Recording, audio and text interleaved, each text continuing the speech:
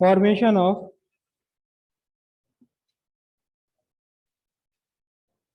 Standing wave in open organ pipe.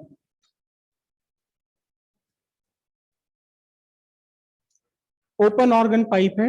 Open organ pipe का meaning एक ऐसी tube जो दोनों साइड से खुली हुई है, जिसके दोनों एंड ओपन है।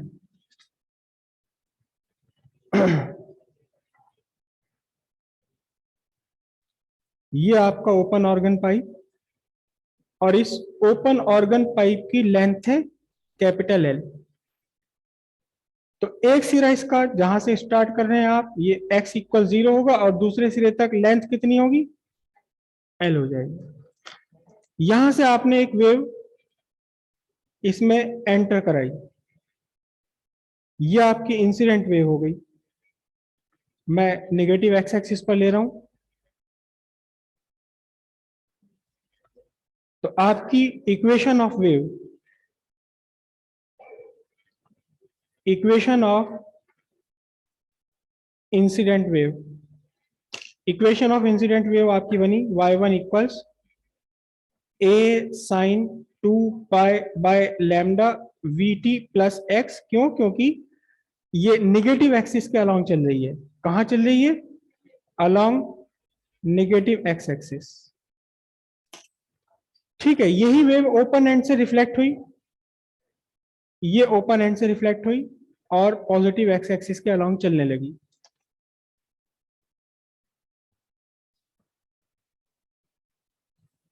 Then equation of reflected wave, कहां से? By open end. y2 equals, phase में कोई चेंज नहीं होना, तो पूरी इक्वेशन एज इट इज बनी रहती है, और डायरेक्शन ऑफ मोशन चेंज हुआ तो vt माइनस एक्स। और ये दोनों वेव्स सुपर इंपोज हो गई। कहां? इस ट्यूब के अंदर, ऑर्गन पाइप के अंदर सुपर इंपोज हो गई।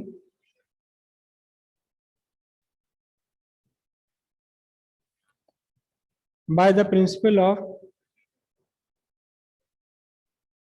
Superposition, y equals y1 plus y2।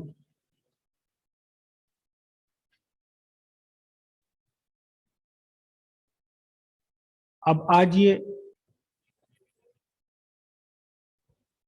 y1 है a sine 2 pi by lambda vt plus x plus a sine 2 pi by lambda vt minus x. और फॉर्मूला लगा रहे हैं हम। कौन सा फॉर्मूला लगा रहे हैं? फॉर्मूला ही लिख लेते हैं पहले। देखो, sine a plus sine b equals, बोलो,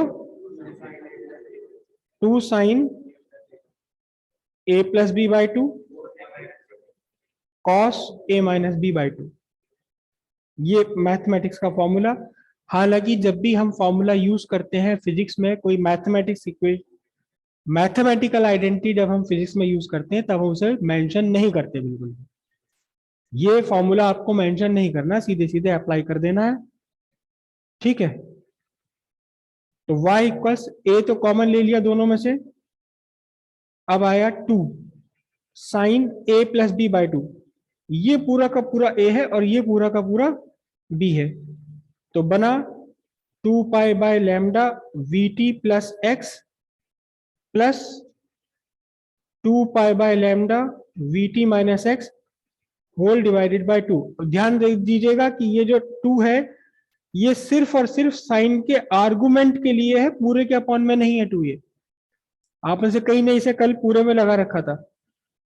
उसके बाद कॉस, कॉस के लिए आपको क्या लेना है? यही सब कुछ लेना है, लेकिन बीच में क्या आएगा? बस minus 2 pi by lambda vt plus x minus 2 pi by lambda vt minus x whole divided by 2। y equals 2a sine 2 pi by lambda, 2 pi by lambda common लिया मैंने, vt प्लस एक्स में vt minus x add किया तो plus x और minus x cancel out हो गए, VT और VT मिलकर हो गए ट्वाइस वीटी, और उस टू के साथ का टू से ये कैंसिल हो गया अपॉन कर टू, तो बचा क्या आपके पास बचता है 2 पाई बाय लैम्डा जो कॉमन में आ गया था और वीटी। उसके बाद आपके पास बचा कॉस, यहां 2 पाई बाय लैम्डा कॉमन में आ गया है, वीटी प्लस एक्स में से सब्ट्रैक्ट करना है वीटी माइनस एक्स, तो जब आप सब्ट्रैक्ट करेंगे वीटी प्लस में और ये वीटी बन जाएगा माइनस में, कैंसिल आउट हो गए और माइनस माइनस एक्स बन जाएंगे, 2x और 2x में से 2 कैंसिल हो गया इस अपॉन वाले 2 से, तो आपके पास बचा x। इस इक्वेशन को थोड़ा सा मॉडिफाई हम कर लेते हैं। यहां देखो इसलिए मॉडिफाई कर रहे हैं क्योंकि लैम्डा मीटर में है और x भी आपका मीटर में है, तो आसानी पड़ेगी। यहां आपका लैम्डा मीटर में है लेकिन vt, हालांकि vt कुल मिलाकर vt तो मीटर में ही बनेगा, लेकिन फिर भी इस v को हम यहां से हटा लेते हैं, या लैम्डा हट जाए, 2a sine 2 pi by lambda, और वेलोसिटी को लिखा फ्रीक्वेंसी इंटू लैम्डा। देखो वेलोसिटी को अलग से लिख लेते हैं हम, वेलोसिटी एक्चुअली होती है फ्रीक्वेंसी इंटू वेवलेंथ, और फ्रीक्वेंसी फिर कितना है, रेसिप्रोकल ऑफ टाइम पीरियड, ये बन गया। तो simply lambda by capital T बना किसका, v, तो v हम सब्स्टिट्यूट कर रहे हैं यहाँ, v आपने सब्स्टिट्यूट किया कितना, लैम्डा बाय कैपिटल टी, और cos 2 pi by lambda x तो ये है ही, यहां आपका लैम्डा कैंसिल हो गया और केवल टाइम बच जाएगा, y equals 2a sine 2 pi small t by capital t cos 2 pi x by lambda. ये इक्वेशन आपकी बनी। सीधी बात यह है कि ये इक्वेशन आपकी y equals a sine omega T plus minus five से मेल नहीं खा रही किसी भी तरह से। ये equation simple harmonic progressive wave वाली इक्वेशन के साथ किसी भी तरह से मेल नहीं खा रही। इसका मतलब दोनों वेव्स के सुपरपोजिशन से जो नई वेव बनी है वो सिंपल हार्मोनिक प्रोग्रेसिव वेव तो नहीं है, सिंपल हार्मोनिक प्रोग्रेसिव वेव नहीं है, ये एक नई टाइप की वेव है जिसे कहा जाता है क्या, स्टैंडिंग वेव, या इसे कहा जाएगा स्टेशनरी वेव, स्टैंडिंग वेव या स्टेशनरी वेव। ठीक है, अब किसी भी टाइम पर, किसी भी इंस्टेंट ऑफ टाइम पर जहां हम t फिक्स ले लें, y की वैल्यू डिपेंड करेगी किस पर, x पर डिपेंड करेगी। और ओपन ऑर्गन पाइप के दोनों एंड, ओपन ऑर्गन पाइप के दोनों ही सिरे खुले हुए हैं। खुले सिरे का मतलब यहां एयर के पार्टिकल मूव करने के लिए, वाइब्रेट करने के लिए बिल्कुल फ्री हैं।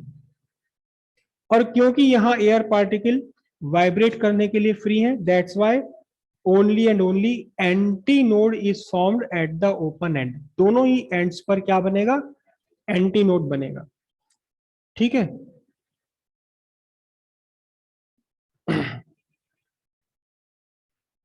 हम क्या लिखेंगे, since the particles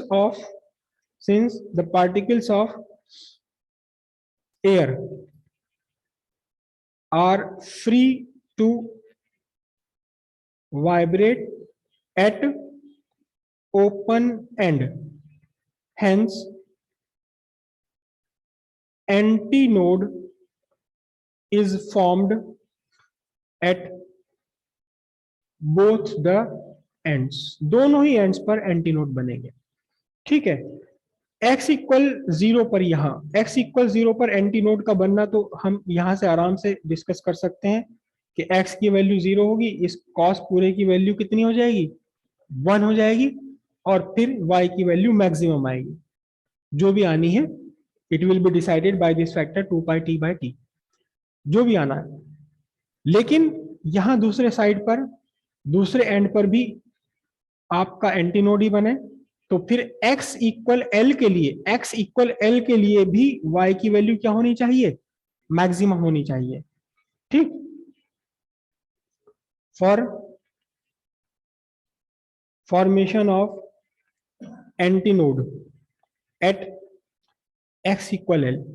x equal l पर एंटीनोड बनने के लिए क्या होना चाहिए? जिस फैक्टर में एक्स आ रहा है ये फैक्टर मैक्सिमम हो जाए। जब ये पूरा फैक्टर मैक्सिमम होगा तभी वाई की वैल्यू भी क्या बनेगी? मैक्सिमम बनेगी। तो ये क्या होना चाहिए? cos 2 pi by lambda x कितना होना चाहिए? या तो +1 हो या -1 हो। ठीक है, और ये कब पॉसिबल है?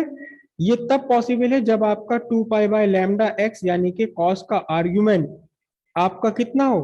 या तो 0 हो या फिर कितना हो? पाई हो, या फिर हो 2 पाई या 3 पाई। सिंपली कितना? n पाई होना चाहिए। क्या होना चाहिए? n पाई होना चाहिए। ठीक, तो 2 पाई बाय लैम्डा एक्स की वैल्यू कितनी चलेगी बताइए? एक्स की वैल्यू मुझे हालांकि यही सब्स्टिट्यूट कर लेना चाहिए था, क्या? एल, कैपिटल एल, क्योंकि एक्स इक्वल्स कैपिटल एल के लिए ही हम फाइंड कर रहे हैं। लैम्डा एन मैंने यहां से लिख लिया is equals to what? N pi. ये लैम्डा क्या है? Lambda n is the wave length, wave length in nth mode of vibration. nth mode of vibration के लिए लैम्डा है, वेव लेंथ है ये। अब यहां पाई से पाई कैंसिल कर लीजिए, लैम्डा की वैल्यू आ जाएगी आपकी किसकी टर्म्स में आ जाएगी? एन, एल के टर्म्स में लैम्डा एन की वैल्यू निकल कर आएगी। तो पाई से पाई कैंसिल होकर क्या बचा? देखो 2l by lambda equals N. आपके पास बनता है कितना? 2l by lambda equals N. और अब क्या बनेगा ये?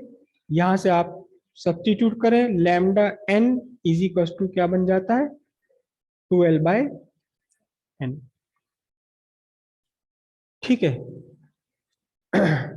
अब फर्स्ट हार्मोनिक्स के लिए क्या लिखा था हमने इसको? Basic mode of vibration. Basic mode of vibration, या इसे हम क्या कहेंगे?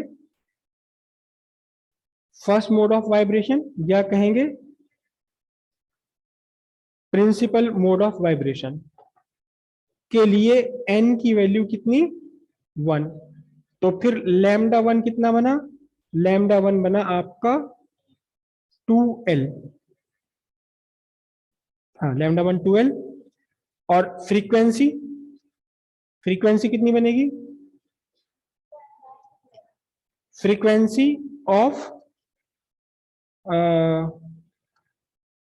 बस पूरा वर्ड नहीं लिख रहा, इसे हम कहेंगे frequency of basic mode of vibration, या first mode of vibration, principal, या इसे हम कहेंगे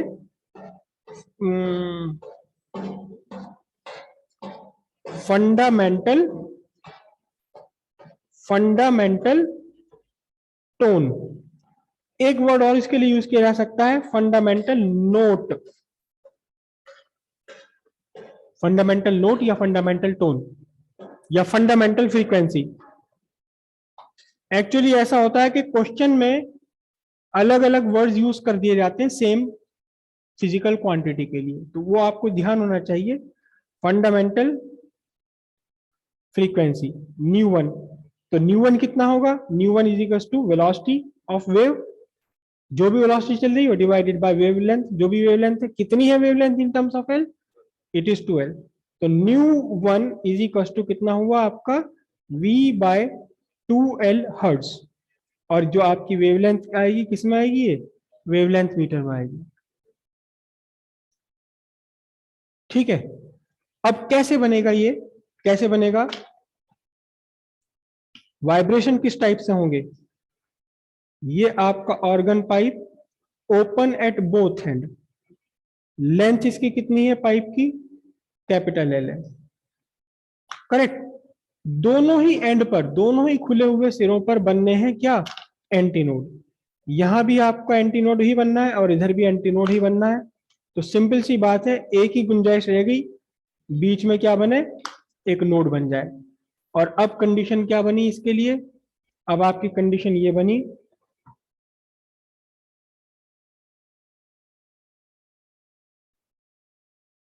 दोनों ही सिरों पर, दोनों खुले सिरों पर बन गया एंटीनोड और इसके बीचों बीच बन गया नोड। और वैसे भी आप एक एंटीनोड से सक्सेसिव एंटीनोड तक की डिस्टेंस कितनी होती है? एक एंटीनोड से बराबर वाले एडजेसेंट एंटीनोड तक की डिस्टेंस कितनी होती है? लैम्डा बाय 2 होती है। तो लैम्डा 1/2 है, ये किसके इक्वल है? एल के इक्वल है। यहां से आप क्लियर कर सकते हैं एल इक्वल्स व्हाट? लैम्डा 1/2। ये आपका फर्स्ट मोड ऑफ वाइब्रेशन हो गया, बेसिक मोड ऑफ वाइब्रेशन या फंडामेंटल मोड ऑफ वाइब्रेशन या प्रिंसिपल मोड ऑफ वाइब्रेशन। और जो भी फ्रीक्वेंसी है वो फ्रीक्वेंसी कहलाएगी ये क्या? फंडामेंटल फ्रीक्वेंसी या फंडामेंटल टोन या फंडामेंटल नोट। अब इसके ऊपर क्या कंडीशन बनेगी? इसके ऊपर कंडीशन बनेगी किसके लिए? Second mode of vibration. First mode के ऊपर सेकंड मोड ऑफ वाइब्रेशन के लिए एन की वैल्यू कितना होगा? 2 होगी। ठीक है, तो फिर आपके लिए लैम्डा 2 कितना होगा बोलिए? 2L/2 equals L। और frequency ν2 V by λ2 simply V by L hertz. और ये किसमें? मीटर में। यहां अगर हम ध्यान से देखें तो ये जो ν2 है, ν2 इट इज ट्वाइस ऑफ ν1। पहली वाली जो फंडामेंटल फ्रीक्वेंसी है उस फंडामेंटल फ्रीक्वेंसी की डबल हो गई है। फंडामेंटल फ्रीक्वेंसी कितनी आ रही थी? V/2L। और ये कितनी आ रही है first mode of second mode of vibration के लिए? 2L। तो इस सेकंड मोड ऑफ वाइब्रेशन को हम क्या कहेंगे? दुगुनी हो गई, 2 गुनी हो गई है। तो ये कहलाया जाएगा आपका सेकंड हार्मोनिक, दुगनी फ्रीक्वेंसी हो गई। लेकिन फंडामेंटल फ्रीक्वेंसी के ऊपर, फंडामेंटल फ्रीक्वेंसी के ऊपर पहली फ्रीक्वेंसी ये मिल रही है हमें। देखो ये तो बेसिक फ्रीक्वेंसी है ही V/2L। V/2L से ऊपर की फ्रीक्वेंसी कितनी मिल रही है? जो भी मिल रही है इसे हम कहेंगे, इसे क्या कहा जाएगा? इसे कहा जाएगा फर्स्ट ओवरटोन, क्योंकि पहली वाली के ऊपर की फ्रीक्वेंसी है जस्ट अबाउ फर्स्ट ओवरटोन। चाहे वो दुगनी है, 4 गुनी है, 10 गुनी, उससे कोई मतलब नहीं। ν1 टू V/2L। और तुरंत इसके बाद क्या मिल रही है आपको? मिल रही है V/L, दुगनी फ्रीक्वेंसी मिल रही है। दुगनी मिल रही है, तिगनी मिल रही है, जो भी मिल रही है इसको हम बोलेंगे क्या? First overtone. क्लियर होगी बात? ये second harmonic, harmonic word use करेंगे कितने गुना फ्रीक्वेंसी हो गई? 2 गुना हो गई तो कौन सा हार्मोनिक बना है? Second harmonic. ओवरटोन कैसे यूज करेंगे कि बेसिक फ्रीक्वेंसी के बाद सबसे पहली जो फ्रीक्वेंसी मिली है वो आपका फर्स्ट ओवरटोन है। अब कैसे बनेगा ये? कैसे बनेगा? 2 खुले सिरों पर तो आपको बनाना है क्या? एंटीनोड। एंटीनोड ही बनना है 2 खुले हुए सिरों पर। ये एंटीनोड बना, ये एंटीनोड बना, बीच में एक एंटीनोड यहां और बन जाना। देखिए ध्यान से जरा, एक एंटीनोड से दूसरे एडजेसेंट एंटीनोड तक का डिस्टेंस होता है λ/2। लेकिन यहां अगर आप देखें तो लैम्डा कितना निकल कर आ रहा है? L। इसका मतलब एक एंटीनोड से अगला एंटीनोड, फिर उसके बाद एक एंटीनोड और बन रहा होगा। इसके अंदर कितने नोड एंटीनोड बन रहे होंगे? 3 एंटीनोड। और 2 एंटीनोड्स के बीच में क्या बनेगा? एक नोड यहां बना, इन दोनों के बीच में एक नोड यहां बना। क्या कंडीशन बनी आपकी? नोड, एंटीनोड और ये फिर एंटीनोड। यहां एंटीनोड बना, ये आपका नोड आया, एंटीनोड आया, ये नोड बना और फिर यहां आपका ये एंटीनोड बन गया। 2 एंटीनोड किनारे पर बन गए ओपन एंड्स पर, एक एंटीनोड बीच में बन गया और 2 एडजेसेंट एंटीनोड्स के बीच में एक एक नोड यहां और बना हुआ है। कुल मिलाकर देखना जरा ध्यान से, एक एंटीनोड से दूसरे एंटीनोड तक का डिस्टेंस कितना है? λ/2। एक एंटी नोड से एडजेसेंट एंटी नोड तक का डिस्टेंस कितना है, λ/2। तो इसका मतलब पूरी की पूरी जो लेंथ है λ2 कितना हो गया, कैपिटल L के इक्वल हो गया। ये बना आपका फर्स्ट ओवरटोन। ठीक है, थर्ड मोड ऑफ वाइब्रेशन में क्या जाएगा बोलिए। बिल्कुल,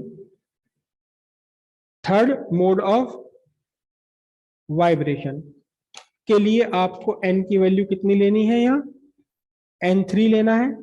तो लैम्डा कितना है, general, in general lambda equals 2l/n। तो यहां से आपके लिए λ3 कितना बनने वाला है, λ3 बनने वाला है 2l/3 मीटर। और न्यू थ्री कितना बनेगा, v/λ3। तो कितना बन जाएगा बोलिए, या यहां से भी आप निकाल सकते हैं, यहां से भी आप निकाल सकते हैं। यहां एक एक लाइन में छोटी सी और बना दूं, क्या बना दूं, देखो ये बना देता हूं, nu n is equal to what, NV/2l। समझे, वेलोसिटी को मैंने इस वेवलेंथ से डिवाइड कर दिया। तो nth मोड ऑफ वाइब्रेशन में फ्रीक्वेंसी कितनी, NV/2l। तो ये कितना हो गया बोलिए, 3V/2l हर्ट्ज। ये आपकी फ्रीक्वेंसी आ गई थर्ड मोड ऑफ वाइब्रेशन के लिए। तो यहां अगर आप देखें तो न्यू3 इज 3 टाइम्स न्यू1, क्योंकि न्यू1 कितनी है, फर्स्ट बेसिक फ्रीक्वेंसी कितनी है, V/2l। और यहां अगर आप देखें थर्ड मोड ऑफ वाइब्रेशन में, तो V/2l के साथ 3 का मल्टीप्लीकेशन हो गया। इसलिए इसे हम क्या बोलेंगे, इसे फ्रीक्वेंसी को, इस मोड ऑफ वाइब्रेशन को बोलेंगे हम क्या,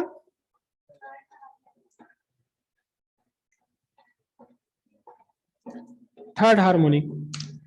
और क्योंकि फर्स्ट फंडामेंटल फ्रीक्वेंसी के बाद एक फ्रीक्वेंसी फिर उसके बाद छोड़कर आया है, तो इसे हम क्या कहेंगे, second overtone. This is called second overtone. कैसे बनेगा पूरा डायग्राम, पूरा डायग्राम वही है कि आप एल बनाएंगे। एक मिस्टेक और होती है एग्जाम में, आप में से ज्यादातर बच्चों से, क्या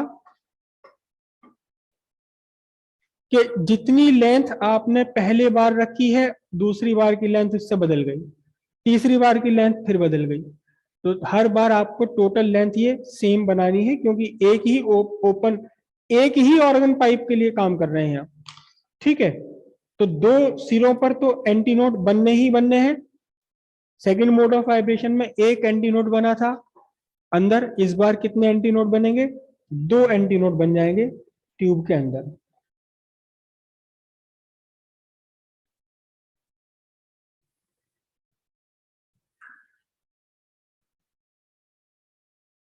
ये एंटी नोड बना किनारे पर, ओहो मैंने तो 3 बना दिया है ना।